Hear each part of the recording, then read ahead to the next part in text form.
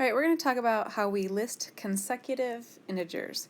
Consecutive just means right in a row, and integers are just our numbers.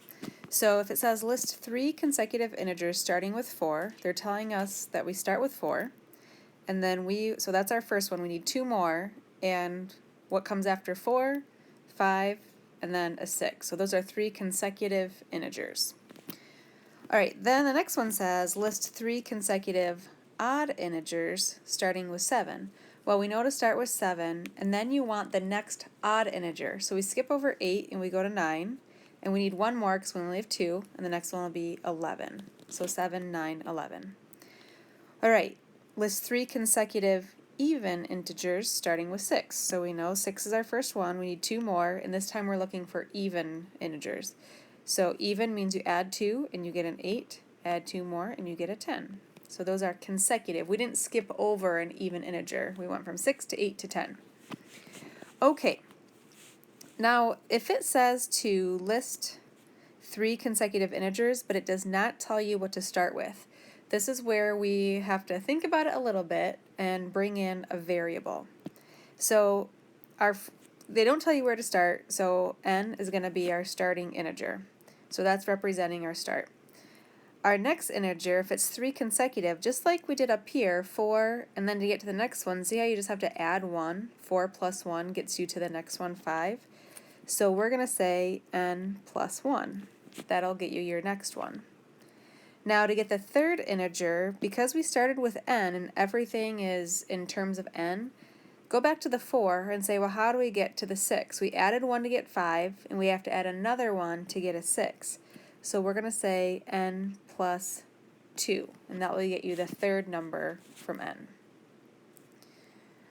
Alright, list 3 consecutive odd integers.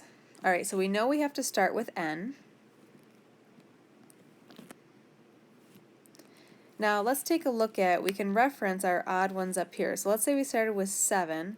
How do you get from 7 to the next odd integer? Well, to get to the next odd integer, you have to add 2. So we do n plus 2. And it seems weird because we're adding a 2 even though it's asking for odd, but just look at the odd integers that we already have written out. To get from 7 to 9, you're adding 2. Now we have to say, how do we get from 7 to 11? And you can see that that's 4 away, so we're going to say n plus 4. And that's how you do your odd integers. Alright, our last one is looking for even integers. So still we have to start with n, and what we're doing is we are assuming that this is an even integer. Just like on the last one, we assume that we started with an odd. So we're starting with an even integer. Now let's look at our example. We had 6, 8, 10. Well, how do you get from the 6 to the 8? Well, you add 2. So we're going to say n plus 2 will get you the next one. Now if you look back up to our 6, 8, 10, to get another even integer, you have to add 2 again. So you add 2 and then 2, which is 4. So we get n plus 4. So the even and the odd integers, they're basically the same, and the difference is the number that you start with. If you're talking consecutive odd integers, you would make sure that the first number is an odd number. Because remember, n can represent anything. So let's say that on this one, just real quick, I'll show you what we're talking about. Let's say that n was 13. There's our first odd integer.